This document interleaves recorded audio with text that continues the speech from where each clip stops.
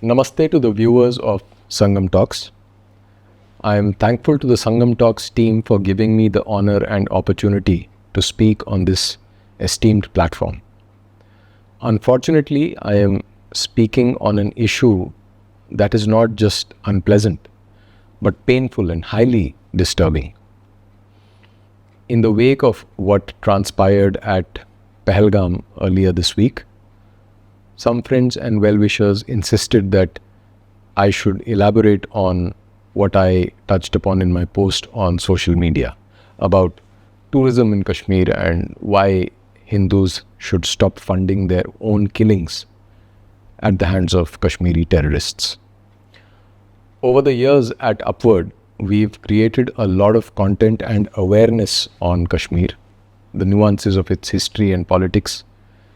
But in the last 2-3 years, we have kind of taken a step back and I've refrained from commenting on what's going on in Kashmir and the discourse around it.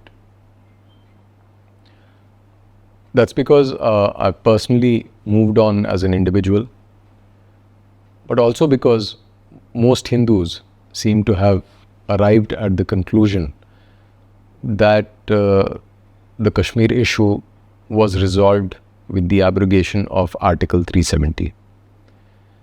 And the reason Kashmiri Pandits don't go back is either their unwillingness or their moral cowardice. I don't want to make this talk revolve around Kashmiri Pandits because I don't represent any organization and I speak as an individual. And I'm sure that there would be many people from my own community who fundamentally disagree with my views, as is evident from the videos of Kashmiri Hindus visiting the valley and talking about peace and brotherhood. And these videos keep surfacing every few months. To be clear, most Kashmiri Pandits don't think like that. But these exceptions define the image of the community on social media. And that's just the hard reality of the times we live in. That technology enables information to spread far and wide instantaneously, but adds an unhealthy amount of noise to the signal, thereby irreparably distorting our reality. In this talk, I will try to present a coherent and well-reasoned perspective on Kashmir against the backdrop of the unfortunate terror attack in Pahalgam. And my objective here, as in my other talks and videos on Kashmir, is to assist people to think clearly and objectively about the Kashmir issue and cut through all the noise around it. And that brings me to what this talk is not about. If you've made it this far into the video, let me make it clear that this talk is not an analysis of the government policies. I'll not be going into the successes and failures of the Indian state in Kashmir. I'm not interested in giving free gyan to the government of India on how it should avenge the death of the innocent Hindu civilians. I'm not going to pretend to be a geopolitical expert and analyze the implications of keeping the Indus Water Treaty at abeyance. I don't even want to issue any kind of prescription to the world at large whether they should visit Kashmir as tourists or not. I am not deluded into thinking that what I say will make any difference to the masses, given that less than 24 hours after the terror attack, you had a bunch of ladies celebrating their chai nashta in Hotel Taj, we were told. And then there were Hindu tourists queued up for the gondola ride at Gulmarg the very next morning.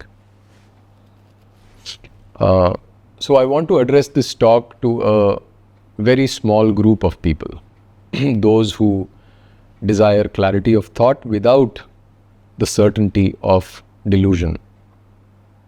This talk is a call to action to this small yet significant category of viewers. Even if this video motivates 10 or 20 people to get their act together, I would consider it a genuine achievement. Additionally, I want this video to reach Kashmiri Pandit organizations and activists who, in my opinion, cannot afford to waste any more time playing 5D chess with the Indian government. In other words, handing over our culture, identity, and existence to the benevolent care of the great Indian Republic is certainly not a great survival strategy. Social media is a barometer of public sentiment, and I have noticed that the most banal response to this terror attack has been people overstating the value of calling out Islamic theology as the source of inspiration for the terrorists. I certainly believe that the motivations of these terrorists are to be found in their holy book, and I value the need for repeating this truth over and over again. However, there is the law of diminishing returns applicable here, which means that there is a great chance of us becoming victims of our own narrative. Okay, Islam is the culprit here, but what good will it do to have more people join the chorus if there is nothing you can do to counter Islam's sway? It's not like we are in 2012 or something when secularism was the holy cow and all religions are the same was the mantra of public discourse. For heaven's sake, today we have even the President of the United States openly acknowledge the cause of global terrorism and link it openly to Islam. More people knowing the truth of Islam will have the same effect in some way as the Kashmir files had on the Hindu masses. Ironically, the blockbuster film did not enrage them as much as it inspired them to visit Kashmir and boost its tourism revenue.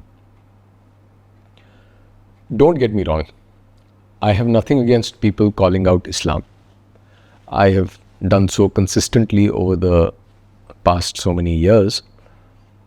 But I believe that if that's the best response Hindus have to Islamic terrorism, you might as well start learning the kalma, just in case you need to recite it to save your life, like one of the victims who was actually saved, one of the survivors had to. You see, the masses are always victims of propaganda. They will parrot the lines they've been taught to repeat, and yet they will do exactly what they should not do. For example, let's take this idea of visiting Kashmir for a holiday. A lot of people have said that this is a way to reclaim the sacred land of Rishi Kashyap. More people visiting Kashmir would mean keeping our claim alive. But just how? Are you buying land, setting up a business, and changing the demographics of Kashmir? Or are you just making the wallets of local Kashmiris fatter? And if this is how you reclaim lost territories, then why don't you start visiting Pakistan, Bangladesh, and Afghanistan in large numbers and perhaps lay the foundations of Akhand Bharat this way? What has happened with the explosion of information and democratization of narrative on social media is that there is way too much noise and too little sense in public discourse.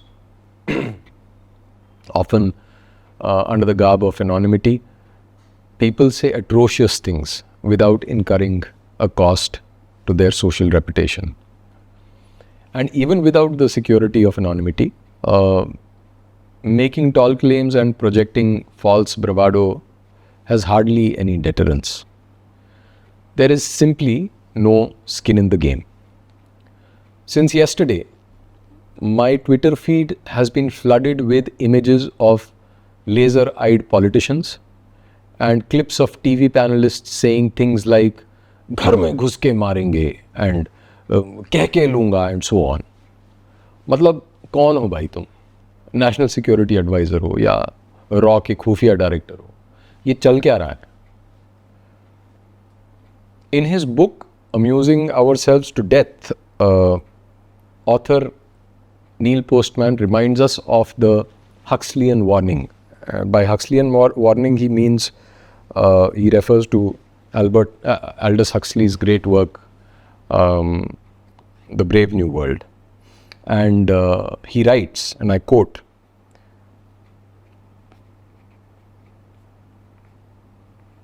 "When a population becomes distracted by trivia, when cultural life is redefined as a perpetual round of entertainments, when serious public conversation becomes a form of baby talk, when, in short, a people become an audience and their public business a vaudeville act, then a nation finds itself at risk.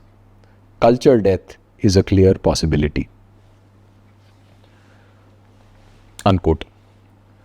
The death of culture is what is at play here. The trivialization of tragedy, the mockery of the untimely death of fellow Hindus. You know what it reminds me of? The denial of the genocide of Kashmiri Pandits. Not by the perpetrators of genocide, but by those who were supposed to stand with us. Today, KPs are routinely mocked for not picking up arms, for being cowards who fled from the Ranabhumi, for not having unity, and so on and so forth. That's exactly what's going on here with the victims of the Pahalgam attack as well, but in a slightly different vocabulary, in a different context. It would be dishonest on my part to deny that Kashmiri Hindus themselves have played a part, albeit a passive one, in letting things come to such a pass. For the last 35 years, the community has been fixated on the Indian state. Representation to the ministers, petitions in courts, press releases demanding justice, dharnas and rallies and whatnot.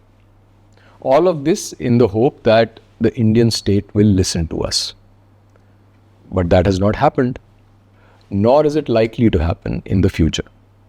And while I have my views on what is wrong with the Indian state, I will not digress into that.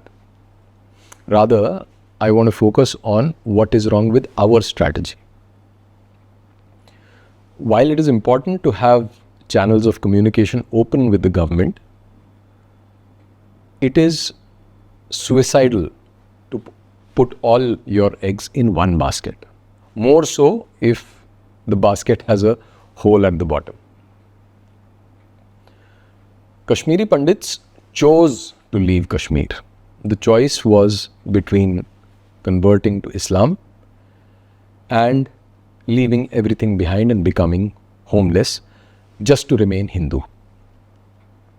We chose the latter, and that is something to be incredibly proud of. However, after making that profound sacrifice for Hindu dharma, our community tragically lost its way.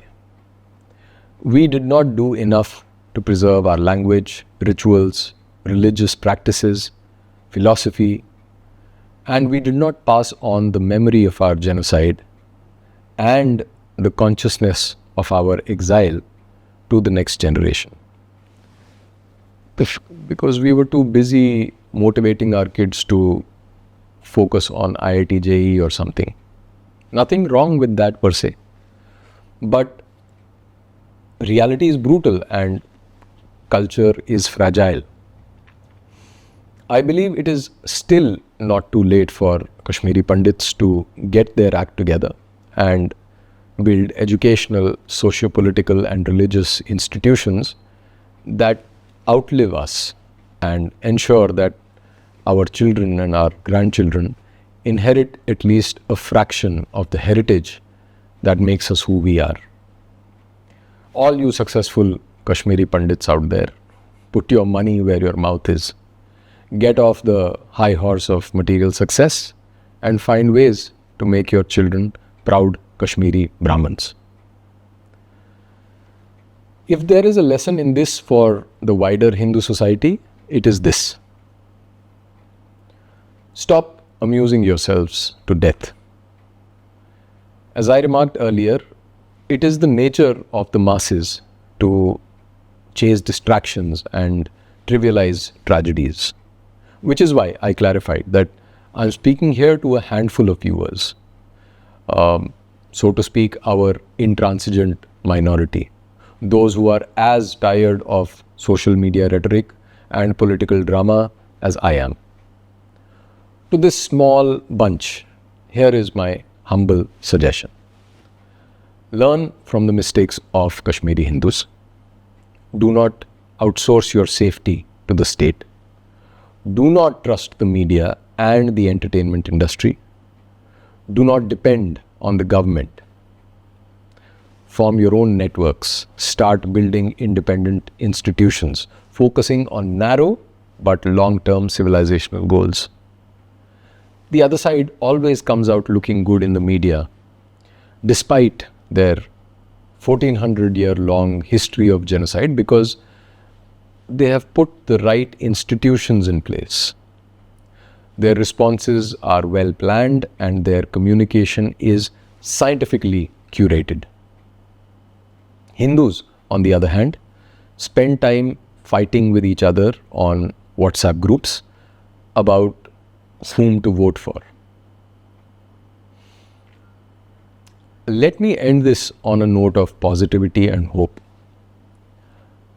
In the last decade, the online discourse may have stagnated, but there is a definite resurgence in the real world as far as Hindus are concerned. Yeah. Numerous initiatives and institutions have been built painstakingly by committed individuals and groups.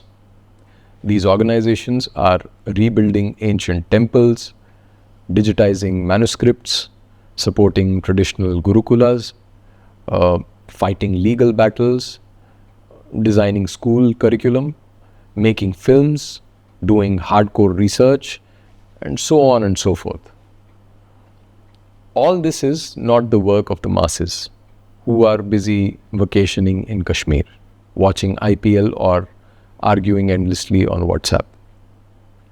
It has been accomplished by that small intransigent minority purely by dint of its will, with the support of a wider circle, which is also in the minority. It's a thankless job, but that is hardly a deterrent. Still, they need support, moral, financial, advisory, and above all, institutional. Institutional support also prevents fraud because there are mechanisms to separate the wheat from the chaff, and that helps build credibility. There is always an expectation of providing solutions at the end of such public talks. In my view, there are no magical solutions to civilizational conflicts because civilizational conflicts are infinite games.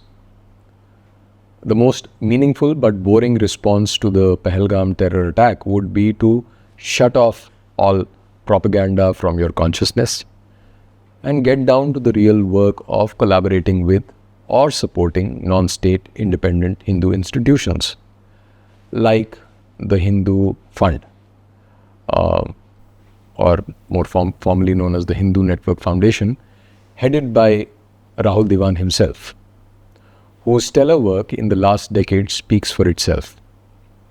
Rahul founded the Sarayu Trust, and through this trust, he has silently supported the work of so many Hindu organizations. And now with the incorporation of the Hindu Network Foundation, they are looking at expanding the scope, scale, and impact of these independent initiatives they've been supporting. We all know that Kashmir is a demographic problem, and we also know that the Indian state does not have the vision, will, or the wherewithal to restore the demographic balance of the valley. Hindu society needs its own, for the lack of a better word, deep state. And I don't mean it sensationally. Deep state is just a network of institutions working in tandem on long-term goals of a civilization or a country or a religion, and working tirelessly to create ideal conditions for its flourishing.